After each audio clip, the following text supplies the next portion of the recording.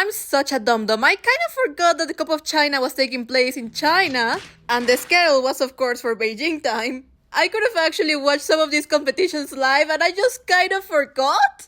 Hello. Somehow I was not spoiled. That speaks very highly of my tolerance of not opening social media. But that also meant that I watched the shorts and the freeze back to back, and so my thoughts were not marinating. If that's a good thing or a bad thing, that's up to you to decide. Winner, Flute says. Yes, Shun, yes! Shun, welcome to the Japanese Olympic team. He was cool as a cucumber. I loved his short last season. I loved it here. I told you Firebird was awesome. He was marvelous, not a foot wrong. Oh my god, Shun Sato, you did amazing. He's taking the place that I thought Kao was gonna get. He will be Yuma's wingman. No pun intended, but it kind of worked. Generally, he's not one of the skaters that is my type. We all know who is exactly my type. This weekend he was undeniably good. And I think he has proven that he's a reliable man. Going into Worlds, there was a conversation to be had regarding his reliability, because he was bombing. Come Worlds and he showed up. If I were the Japanese Fed, I would start betting on him. Should have been higher than 94 in the short, by the way. And the reaction for their win, that was so sweet. Can Yuma and Shun give some serenity to Kao?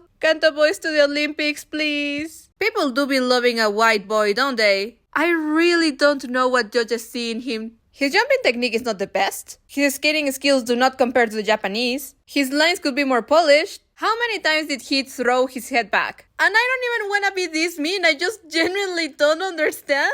And another freaking voiceover. He had a very good triple axel, I will admit to that. Loser, the favorites to win. Starting off with Misha. I don't like these programs for him. Even his costumes are bad. The costume in the short with the fake tattoos is just a no-no. You could paint the tattoos. I mean, Morisi would paint his face blue. Why not paint your tattoos? He's too focused on getting the steps, so he's not giving any performance. As for the free, he's missing most of the music beats. The music is not in crescendo either. So when he's skating, it's also very funky energy. Because there are like funny elements, but it's not exactly funny either. It's not coming across as anything. The other problem that I noticed is that after the brilliant performance by Tomoki Hiwatashi, which we will talk about in a moment, in the same music genre, Misha's just was far below in presentation and charisma. It was bizarre seeing him fall in quad toe. We have just grown accustomed to him being very clean. He still should have placed above Daniel, but we know that Daniel gets away with everything. I did look at the cue call they gave him. I'm gonna be so real with you. I can mostly spot on the rotations. Cues are just very hard for me. There could be an argument. It seems like a very strict call, although not necessarily wrong. Ultimately, I think he should focus on components because this weekend he gave me nothing. Then Jun with his boot problems. He was not able to settle his quarrel. His short is the kind of program that I like for Jun. Contemporary modern music suits Jun perfectly well. I think it brings forward a lot of his qualities. The only downside is that I associate this song with Suihan, and I cannot really think of anything else. But I'm not gonna complain because this is probably one of my favorite programs so far. This was a weekend to move on from. Stepped out in the Salchow, popped the combo, telegraphed triple axel, but at that point I didn't really care because he needed any points. Very hard fall in the free, fully off axis in the quadruple toe, and he fell in the same place. Then he hesitated with Ulrich. Then a very personal take that I just didn't like the music cuts in the free either, so that was not helping. He needs some boots and a prayer. Winner, quadruple toes. A consistent quadruple toe and triple axel? Tomoki Hiwatashi, who are you? I love saying random things and being right. I said this was the best event to rank up, and he totally did. US third spot, here we come. He's always been charismatic, but seeing him actually skate clean and have a moment, it's a totally different experience. I have never seen him skate this well. The energetic step sequence in the short, I cannot wait to see it again next week. Shimin Peng had a very difficult task to rank ahead Dai and Boyang. On the flip side to Tomoki, he just ran out of energy. He had great quadruple toes, but he just had no energy left. I love that the audience was cheering for spins. Like, I rarely see that, but sure. Poor guy was just exhausted. Another skater who was exhausted was Sota Yamamoto. Quality quadruple toe, triple toe. He made the weirdest mistakes I had seen from him. He started with a beautiful Salchow and then missed the entrance of another jump and tried again and then fall. He just hesitated so much. Then he set up a loop and then he bailed. We already have a 0-8 king. We don't need a 0 loop king. His spread eagle is a moment, but he just had a calamity of a day. Litvintsev also bailed out of a jump after the Evler. well, had a great opening quad. His shirt is better for his components. Committing to a piece is good, you see? But the funky sounds of pew pew and the voiceover, those ones I didn't like. Moreover, I think the Joker program kind of suits him. I think he's also a little bit off like the Joker, so it kind of fits with his style of skating, because I don't know him as a person, so I cannot say that he's a bit of an off person. It's just that this guy loves the music cuts to be 1,000. Winner, melancholic music. Yin Boyang, welcome back, king. One more trip.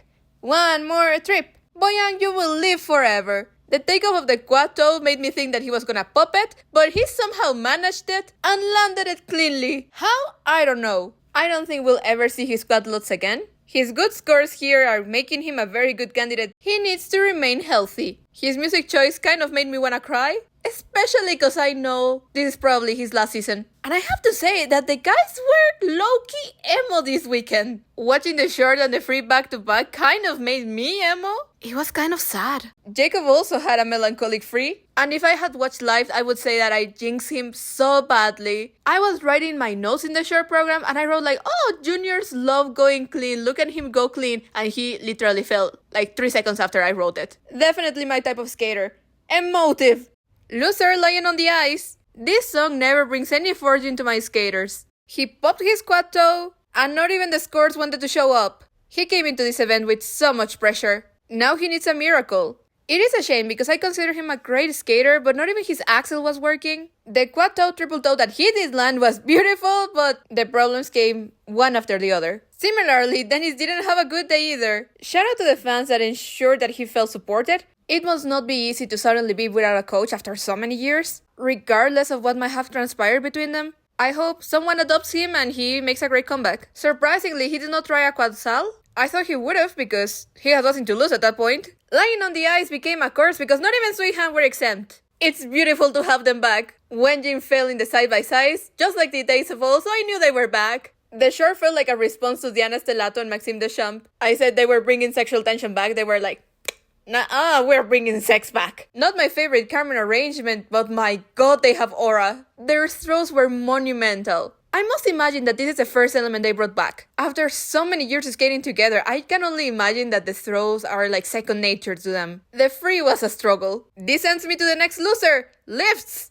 I must admit that Kong Han did look out of shape. And then I saw the interview where they said that this is the 4th time they skated the full program. No wonder they look so undertrained. I totally believe that they were not ready for the qualifier. The lifts did not look great. They got a lift 4 for one of their elements because he pressed instead of doing the lasso. For a second I thought they were gonna bail because he just looked so unstable, but it was just sheer willpower. I think a lot of their elements were like that. They were just out of spite. Tell you what, I still enjoy pairs immensely. Despite Metalkina Verufreak winning, I was like, well, congratulations on making history for Georgia. I still don't care about you, Verufreak. Happy for Anastasia, though. They skated a magnificent short. They literally won by reducing their mistakes. But again, the element that almost betrayed them was a lift. In the short, I had noticed that Verufreak's footwork was not very good. And in the free, he almost fell, and I just...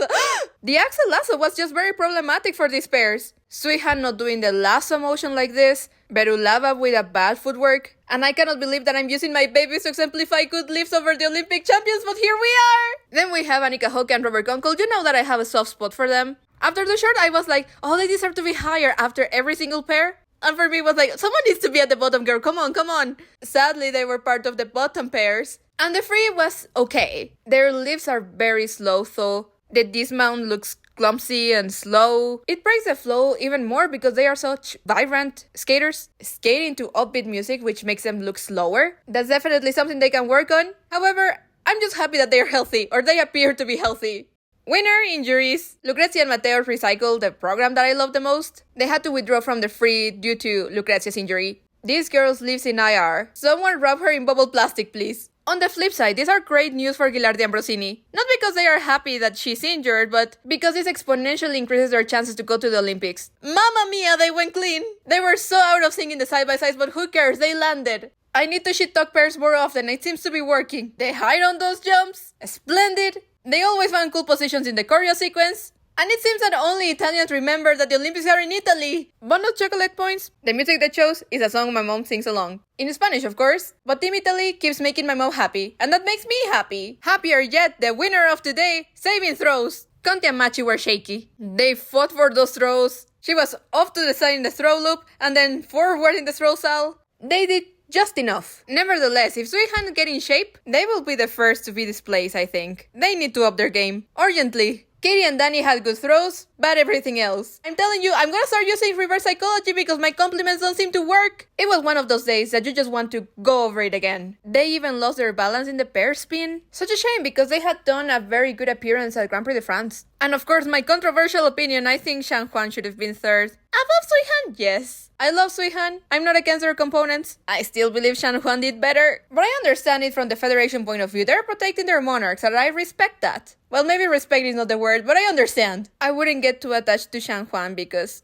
I don't think this pair is gonna last. He's just a douche. Like, dude, at least pretend that you care about your partner. I hope she finds a better partner, or for him to grow up and show appreciation. Loser, Reno's PCS. Where did they hide them? Where are they? It's always the same with you, judges. Give her her 9s and 10s. She was expecting a higher score after the short because she knew she deserved higher. How can skaters not get discouraged when you don't reward them?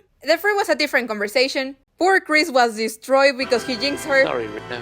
A fall on her step sequence of all things. Compare her to Gubanova, who has been rewarded accordingly. She's skating better. She's been skating with more confidence because she knows her skating will be rewarded. Winner, triple axels. Amber has done it again. She almost fell in the flip. The flip was such a traitor this weekend. From third, she rose to first. Her programs don't scream Olympic champion to me. Can you believe she wouldn't have medal last week? I'm telling you, low-key, Kaori Rionami, if they skate like this again, it looks great. Speaking of the Japanese, Rinka Watanabe still wants to make the team. Absolutely adore the program she chose. They embody her personality so well. She popped the loop and went for 3 triple axels this weekend. Insane. She fell on the combo, and her second axel in the free looked very ouchy, but she landed. She could have a moment in nationals. She was somehow fourth in the free, which I hate you judges, but she medaled.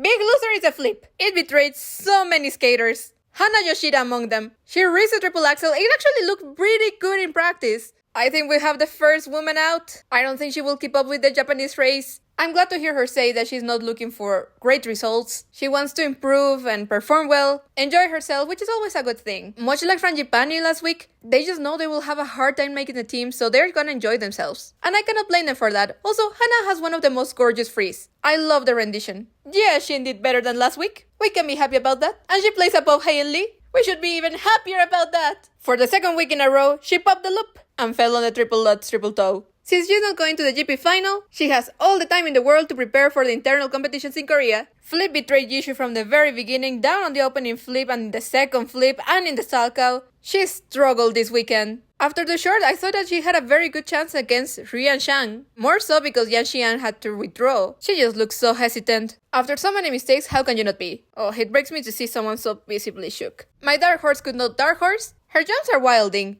She's such a powerful jumper that she cannot control them. The dress and the Black Swan program reminds me a lot of Caitlin Osman. Depending on how Lara skates, we will see how much of a chance Anna has. Loser recycling programs. Unfortunately, Siren's program for Hayen Lee is a dope program. The tech panel was on her ass. They did not forget anything. She fell in the flip, double the Lutz, double the Sal, and down the ranking she goes. Alysa went back to her old programs after I just said that I loved that she was gonna go gaga. The Chinese audience did not give her a moment though. I totally believe that the environment in Boston made the difference. If she's keeping it for the Olympics, I don't know if it's gonna be able to replicate the sentiment. She started the step sequence behind the music and only got a level 3. Her sequence was cold, the Lutz was cold. Only 2 points below Amber. I'll continue being impressed that none of these women would have medal last week. It's just insane. It's also funny to think that she was world champion before she ever got a GP medal. This is her first GP medal. Congrats Alysa on the silver. The ultimate winner is of course coming to work late. The judges were not calling anything for the woman for the first group. And I'm so happy that Chris is calling it out. The person that started off Cup of China is my favorite Chinese girl, Ruyan Shang. This girl is so mentally strong. She was in the back and she climbed up.